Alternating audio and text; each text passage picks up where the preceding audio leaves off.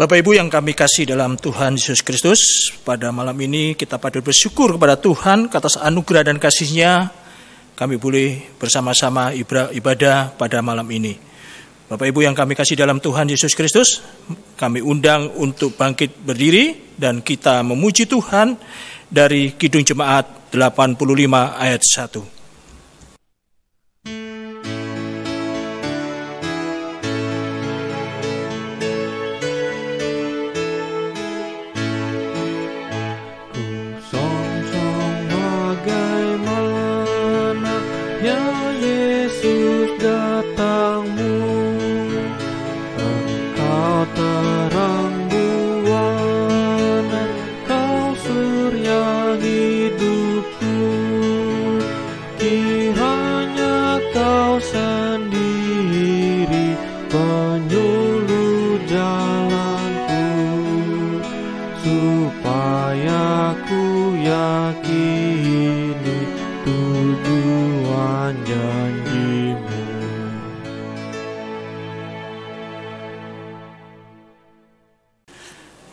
Kami bersama-sama menyiapkan hati kita di dalam ibadah ini. Mari kita berdoa. Bapa di surga, kami berseru pada malam ini menyerahkan sepenuhnya ke dalam tangan kasih-Mu. Jikalau kami pada malam ini karena kasih-Mu kami boleh beribadah, memuji dan menyembah dan membesarkan nama-Mu. Jikalau Tuhan kami berseru dan berlutut, biarlah Tuhan memberkati ibadah ini. Biarlah kami semua yang mengambil bagian di dalam ibadah ini hanya di dalam berkat dan kasih Tuhan. Inilah doa syukur kami di dalam nama Tuhan kami Yesus Kristus. Kami berdoa dan mengucap syukur. Silakan duduk kembali. Kita akan memuji Tuhan dari Gita Bhakti 105 ayat pertama.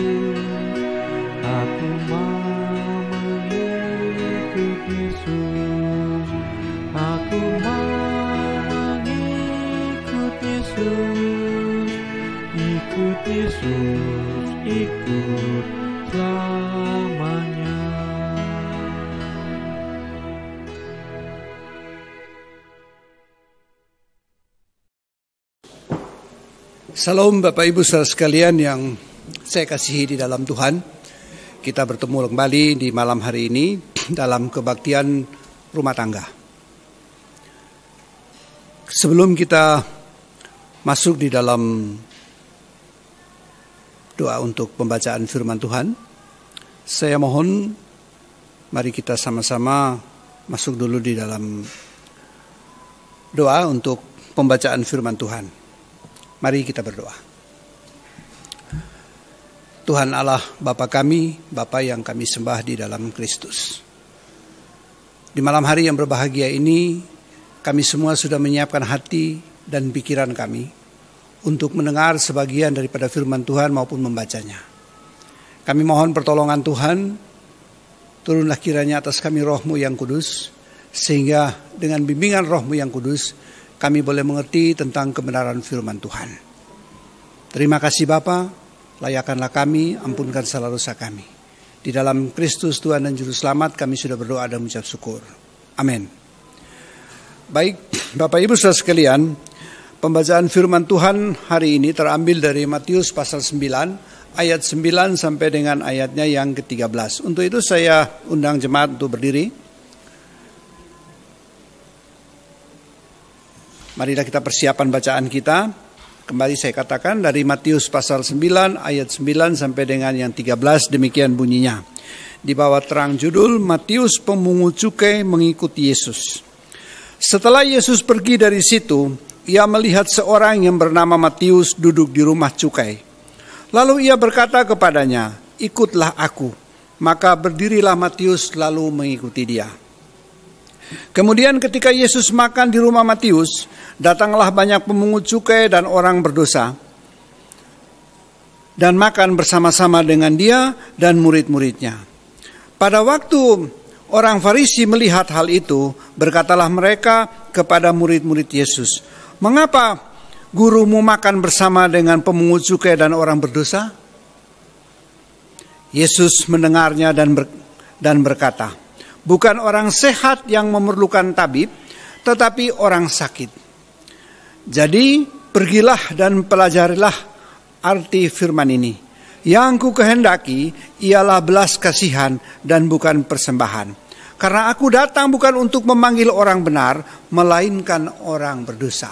Sampai sedemikian jauh pembacaan firman Tuhan. Berbahagialah kita yang sudah mendengar firman Tuhan dan menjalankannya dalam kehidupan kita hari lepas hari. Maranatha. Maranatha, Maranatha, Maranatha. Jemaat dipersilakan duduk kembali. Baik Bapak Ibu saudara sekalian, bacaan firman Tuhan ini saya pikir sudah cukup familiar bagi kita, bahwa sudah menjadi kecenderungan bagi kita manusia, kalau mau membentuk suatu struktur organisasi, tentu kita mencari orang atau mencari orang-orang atau anggota-anggota yang kredibel, yang memiliki track record yang baik, secara moral maupun kemampuan atau keterampilan. Nah, track record yang baik dianggap menjadi jaminan dan punya nilai jual bagi masyarakat. Kalaulah ternyata terekrut orang yang punya catatan buruk, maka orang itu dianggap mencemari kelompok. Itu yang terjadi dalam kehidupan kita di dunia ini. Sehingga orang-orang Farisi pada waktu itu pun samalah. Mereka tidak sependapat kalau Yesus berkumpul dengan orang-orang seperti Matius. Karena orang-orang seperti Matius ini orang-orang yang tidak pantaslah sebagai pemungut cukai, sebagai orang yang tidak benar di hadapan Tuhan. Nah, para pemuka agama beranggapan bahwa yang dijamu di dalam kerajaan Allah adalah orang-orang saleh dan orang terhormat seperti mereka. Maksudnya orang-orang yang menjalankan Taurat, menaati hari Sabat, membayar persuluhan, berpuasa, dan melaksanakan segala hukum agama. Menurut mereka itu yang paling bagus. Kenapa harus pilih Matius?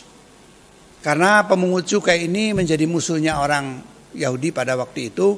Karena kalau sebagai seorang pemungut cukai, orang ini sangat berdosa. Pertama, dia tentunya sering memeras orang. Seharusnya pembayaran cukai mungkin kalau kita pakai uang sekarang diupiahkan cuma 1 juta, sama pemungut cukai mungkin bisa dipungut 1,5 juta bahkan sampai 2 juta. Itu yang tidak benar. Sehingga mereka ini betul-betul sangat tidak disenangi oleh orang-orang Yahudi. Apalagi para pemungut cukai ini dianggap sebagai kaki tangannya orang Romawi. Karena mereka dijajah oleh orang Romawi, makanya mereka ini jadi kaki tangannya. Atau kalau pakai orang Jakarta bilang jadi centengnya. Sehingga betul-betul mereka ini tidak pantas. Nah, kalau sudah tidak pantas, kenapa Yesus memanggil mereka, memanggil Matius? Kenapa Tuhan Yesus tidak memanggil orang-orang Farisi saja supaya dirubah sifatnya dan bisa mengabarkan kabar baik dari Tuhan Yesus kepada jemaat?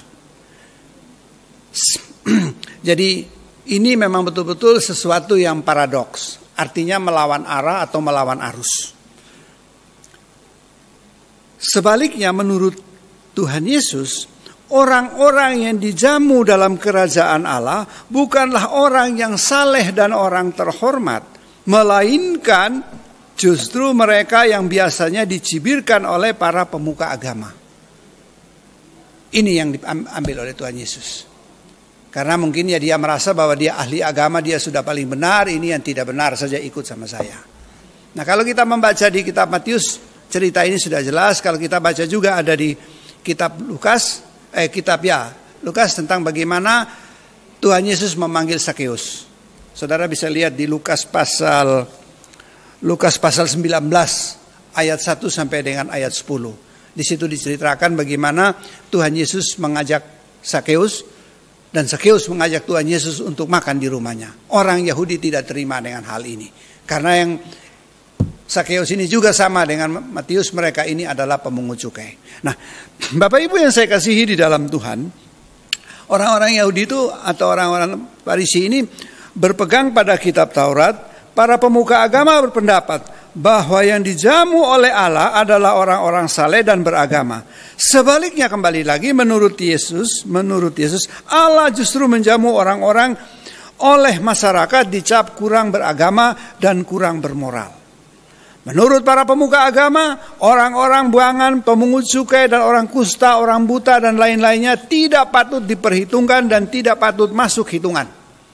Orang-orang macam begini tidak masuk hitungan. Oleh sebab itu, para pemuka agama itu bersungut-sungut mengapa Yesus dan murid-muridnya mau makan dan minum bersama-sama dengan pemungut cukai dan orang-orang berdosa.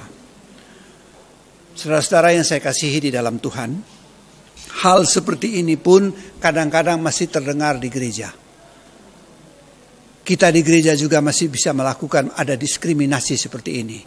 Oh, jangan pilih bapak itu sebagai ketua panitia, karena dulu waktu dia pernah ketua panitia di tempat mana dia korupsi. Jangan-jangan nanti di sini dia korupsi. Jangan pilih ibu itu jadi ketua ini, nanti ibu itu tidak baik. Jangan pilih bapak ini untuk jadi pengurus PKLU, karena dia tidak baik. Jadi semua orang tidak baik, yang baik cuma dia sendiri saja.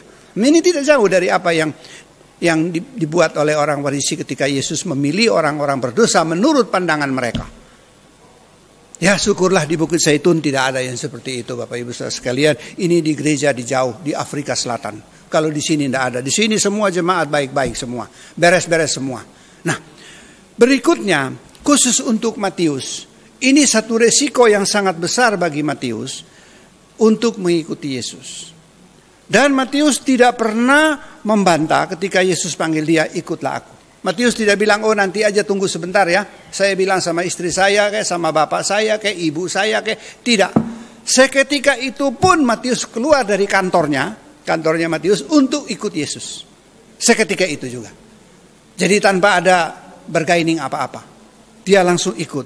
Berarti kalau kita melihat atau kita membaca dan kita memperhatikan dengan baik bacaan ini, luar biasa sekali iman percaya Matius ini. Dia begitu yakin bahwa dia ikut Yesus pasti beres. Padahal belum tentu. Posisi Matius sangat enak.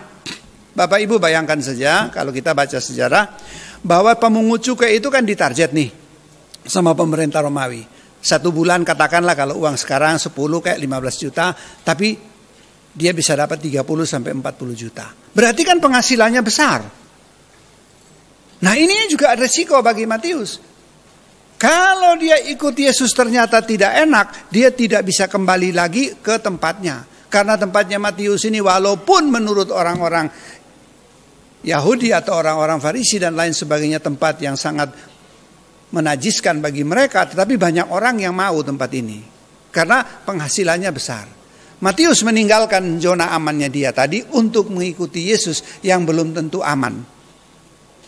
Tetapi luar biasa sekali iman Matius ini yang begitu yakin dan percaya bahwa dia pasti enak. Nah kita pun juga sebagai hamba-hamba Tuhan sekarang ini di dalam keadaan pandemi, di dalam keadaan yang seperti ini keadaan tidak menentu, sampai sejauh mana kita ini sudah menjadi pelayan-pelayan Tuhan. Atau kita ini agak keren mengatakan sampai sejauh mana kita ini sudah menjadi hamba Tuhan, memperhatikan domba-domba gembalaan kita. Kita harus meninggalkan zona aman kita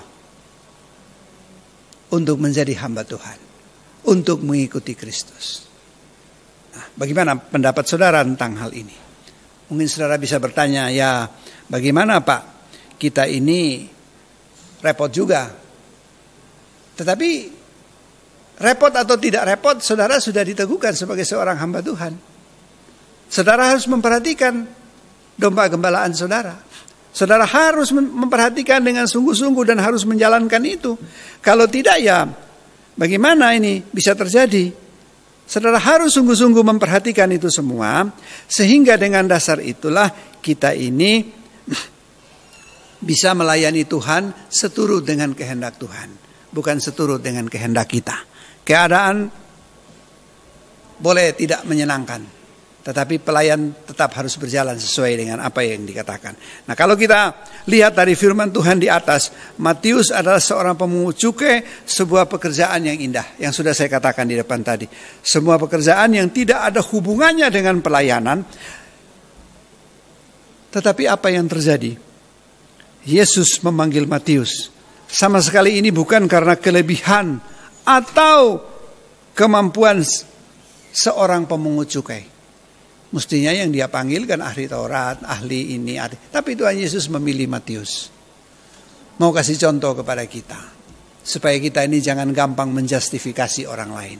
Kita boleh intermezzo, kita boleh bersenda gurau, tetapi ada hal-hal tertentu, hal-hal penting yang memang kita harus serius untuk memperhatikan itu semua. Nah, kenapa Yesus memanggil seorang pemungut cukai? Apakah tidak ada orang lain yang lebih baik dari orang pemungut cukai, lebih baik dari Matius? Yesus memanggil, seandainya Yesus memanggil para ahli Taurat dan dirubah hatinya, mungkin mereka akan mampu melaksanakan tugas pelayanan yang lebih hebat lagi. Tetapi justru yang Yesus panggil adalah Matius. Why? Kenapa? Kita akan sedikit mempelajari atau memperhatikan tentang langkah-langkah panggilan dari hidup seseorang, sehingga kita bisa mengerti ketika Allah memanggil kita, kita dapat hidup di dalam panggilan Allah itu. Di dalam panggilan Allah ini sama seperti ketika Matius menerima panggilan itu. Langkah-langkah tersebut yang perlu dilayani. Pertama, ia harus mendengar panggilan itu. Ketika kita dipanggil Tuhan, kita harus mendengar panggilan Tuhan. Mendengar dengan sungguh-sungguh. Ayat 9 dikatakan, setelah Yesus pergi dari situ, ia melihat seorang yang bernama Matius duduk di rumah cukai. Lalu ia berkata kepadanya, ikutlah aku. Yang menarik di sini, Matius tidak banyak bertanya, nanti aku ikut Yesus, mau ngapain? Tidak bertanya. Dia mengikuti Yesus saja. Nah, Bapak Ibu Saudara sekalian yang saya kasihi di dalam Tuhan, firman Tuhan hari ini cukup jelas bagi kita tentang bagaimana kita bisa menjadi seorang pengikut Yesus. Tuhan Yesus tidak menjanjikan hal-hal yang begitu menyenangkan bagi kita. Bahkan kalau saudara sering mendengar di petunjuk hidup baru, Matius pasal 2 ayat 47 sampai ayat 32 sampai 47 mengatakan bahwa kita nih harus saling mengasihi. Kita mengasihi Tuhan. Kita harus menjalankan firman Tuhan. Kita harus sungguh-sungguh memperhatikan firman Tuhan. Sampai sejauh mana kita sudah memperhatikan firman Tuhan. Di ayat ke-13 harus tetap bertahan. Jelas sekali Yesus berkata dalam ayat 13, yang aku kehendaki adalah belas kasihan dan bukan persembahan. Karena aku datang bukan untuk memanggil orang benar, melainkan orang yang berdosa. Berarti yang hidup dalam panggilan Allah adalah orang yang mau tetap bertahan. Dan pada saatnya Allah akan membela. Yang perlu kita buat saat ini adalah tetap bertahan dan tetap bertahan. Karena ingat, pada saatnya Allah akan membela kita. Jangan lemah, karena lemah membawa kita kepada kehancuran. Tetapi kekuatan di dalam Tuhan yang akan kita lihat nanti adalah kemenangan dan pembelaan Tuhan kepada kita. Marilah kita menjadi hamba Tuhan, bukan dengan sesuka hatiku, tetapi dengan segenap hatiku. Kita menjadi pelayan Tuhan bukan saja saudara menjadi penatua diaken atau diaken penatua, saudara menjadi apapun di gereja, jemaat sekalipun, saudara sudah menjadi hamba Tuhan. Saudara sudah melayani Tuhan, melayani dengan sungguh-sungguh, bukan melayani dengan main-main.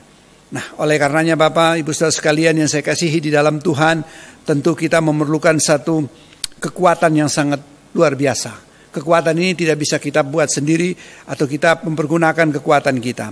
Tetapi kita mempergunakan kekuatan yang Tuhan berikan kepada kita. Kita membuka hati dan pikiran kita. Kita membuka roh kita sehingga Roh Kudus Tuhan bekerja. Dan dengan kekuatan yang Tuhan berikan, kita boleh menjadi hamba Tuhan yang berkenan di hadapan jemaat, di hadapan Tuhan dan di hadapan keluarga. Banyak hal yang harus kita lakukan dalam keadaan yang sulit seperti sekarang ini.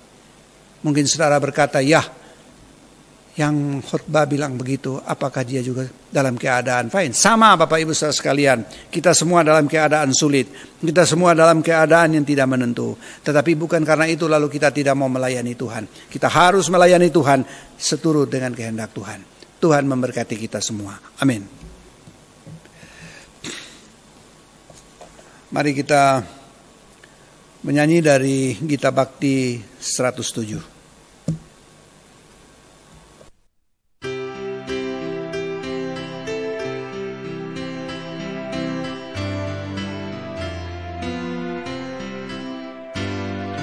Ikutlah Tuhan dalam terang, tinggalkan yang gelap, dan ingat kewajibanmu, lakukan firman-Nya. Berjalan di terang, berjalan di terang, berjalan di terang, berjalan di dalam terang. Bapak Ibu saudara sekalian, kita sudah sampai di ujung pertemuan. Kita akan masuk di dalam doa syafaat. Mari kita berdoa. Tuhan, terima kasih atas sapaan firman Tuhan yang sudah kami baca dan kami dengar bersama-sama. Biarlah firman Tuhan yang sudah kami dengar ini tetap ada dalam hati kami, dalam hidup kami, dalam keseharian kami.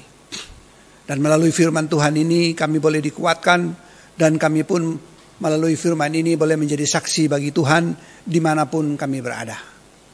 Karena untuk menjadi saksi bagi Tuhan bukan satu hal yang mudah, tetapi firman Tuhan mengajarkan kepada kami hal itu. Bapa, terima kasih. Tuhan, tolong akan kami dalam keadaan yang masih tidak menentu ini. Bolehlah kami berkaca pada apa yang dilakukan oleh Matius. Walaupun dia sebagai seorang pemungut cukai, dia tanpa bertanya kenapa Tuhan memanggil dia. Dalam keadaan zona amannya pun dia meninggalkannya dan ikut dengan Yesus. Itulah pelajaran yang sangat berharga yang boleh kami pergunakan dalam hidup kami. Tuhan tahu bagaimana keadaan kami. Kami semua jemaat GPIB Bukit Zaitun di sini. Baik jemaat sektor pelayanan 1, sektor pelayanan 2, sektor pelayanan 3. Tuhan, kami semua dalam keadaan penuh dengan keraguan-raguan atau ketakutan secara manusia biasa. Tetapi secara rohani dalam kasih Kristus, kami percaya bahwa Tuhan akan memberikan roh keberanian kepada kami. Karena firman Tuhan mengatakan bahwa Tuhan tidak memberikan roh ketakutan kepada kami. Tuhan memberikan roh keberanian kepada kami. Supaya kami berani hidup menghadapi tantangan yang macam apapun. Karena Tuhan hadir bersama-sama dengan kami. Bapa di sorga, jemaat-jemaat kami yang dalam keadaan lemah tubuh, baik di rumah atau mungkin di rumah sakit, dimanapun mereka berada, kami mohon pertolongan Tuhan. Tuhan datang dan melawat mereka, sehingga mereka dapat merasakan kehadiran Tuhan di tengah-tengah kehidupan mereka. Tuhan memberkati keluarga yang merawat, Tuhan memberkati obat-obatan yang diminum, Tuhan memberkati peralatan dan juga para medis. Sehingga kesembuhan yang diidamkan oleh mereka boleh terjadi dalam nama Bapa, Putra, dan Roh Kudus. Terima kasih Bapa di sorga. Kami juga mendoakan bagi saudara-saudara kami, baik di sektor 1, 2, dan 3 yang dalam keadaan duka cita. Tuhan boleh datang merawat mereka dan memberikan penghiburan kepada mereka. Bahwa inilah kehidupan. Satu saat kita pun akan meninggalkan dunia yang fana ini. Tetapi Kristus ada bersama-sama dengan kami. Terima kasih Bapa. Tuhan memberkati kami semua di JGPIB Bukit Zaitun ini. Mulai dari hamba kami yang ada di sini. Pelayan kami yang ada di sini. Ibu pendeta beserta keluarga. Tuhan memberkatinya dalam pelayanan, dalam usaha bagi suami dan anak-anak. Kami para presbiter, pegawai kantor, dan acara ini bisa terselenggara berkat saudara-saudara kami, anak-anak kami yang ada di Infocom. Tuhan memberkati mereka. Tuhan memberikan kekuatan kepada mereka supaya mereka terus dapat melayani Tuhan. Terima kasih Bapa. Tuhan tahu bagaimana keberadaan kami semua. Kami sebagai anak-anak Tuhan, kami telah berbuat dosa, baik itu dalam pikiran, perkataan maupun dalam perbuatan kami. Tetapi kami percaya bahwa kami percaya kepada Kristus Tuhan dan Juru Selamat kami, Allah yang hidup, mau mengampuni dosa dan kesalahan kami. Terima kasih Bapa.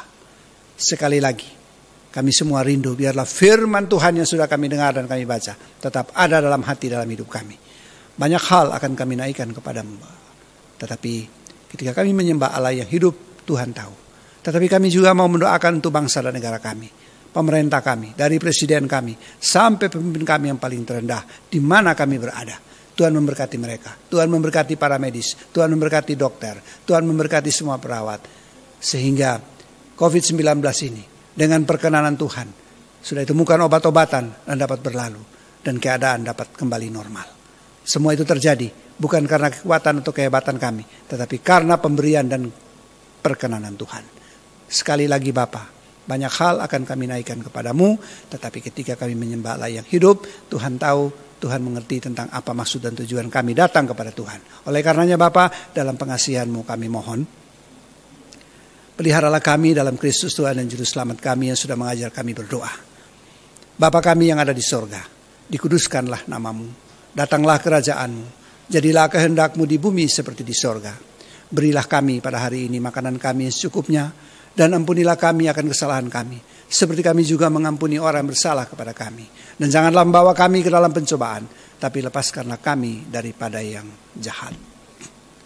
Karena Engkaulah yang mempunyai kerajaan dan kuasa dan kemuliaan sampai selama-lamanya. Amin. Bapak Ibu yang kami kasih dalam Tuhan Yesus Kristus, sebagai tanda syukur atas firman yang telah didengar dan atas berkat-berkat Tuhan yang telah kita terima, marilah kita memberi persembahan syukur dengan membaca firman Tuhan dari Mazmur 96 ayat 8 hingga 9 yang berbunyi, berilah kepada Tuhan kemuliaan namanya, bawalah persembahan dan masuklah ke pelatarannya. Sujudlah menyembah kepada Tuhan dengan beriaskan kekudusan. Gemetarlah di hadapannya, hai segenap bumi. Sambil memberi persembahan, kita memuji Tuhan dari Gita Bakti 85 ayat yang pertama.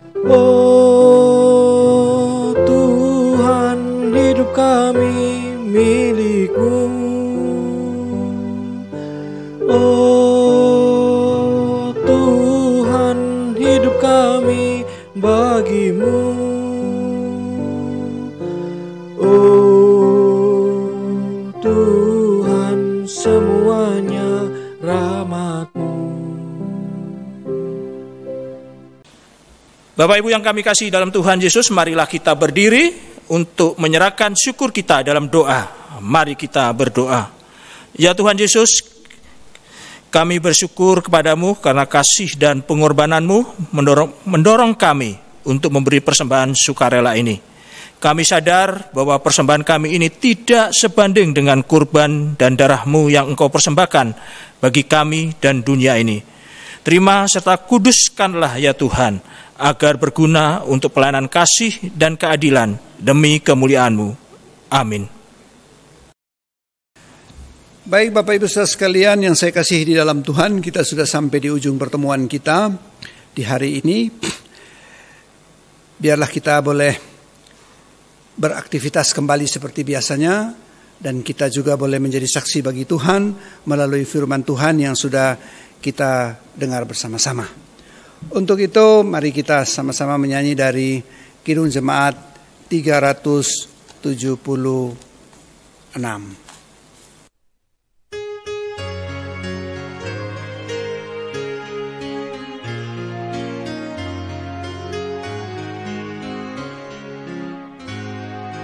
Ikut Dikau saja Tuhan, jalan damai bagiku. Aku selamat dan sentosa hanya oleh darah-Mu. Aku ingin ikut Dikau dan mengabdi padamu. Dalam Dikau juru selamat, ku bahagia penuh.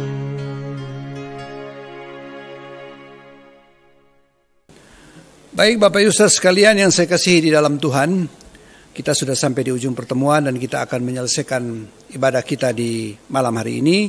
Saya undang Bapak Ibu berdiri, kita sama-sama akan menerima berkat sebelum kita menyelesaikan ibadah kita. Arahkanlah hati dan pikiranmu kepada Tuhan serta terimalah berkat-Nya. Tuhan memberkati engkau dan melindungi engkau. Tuhan menyinari engkau dengan wajah-Nya dan memberi engkau kasih karunia. Tuhan menghadapkan wajah-Nya kepadamu dan memberi engkau damai sejahtera. Amin. Amin. Amin. Kebaktian selesai. Sampai jumpa di kesempatan berikutnya. Tuhan memberkati.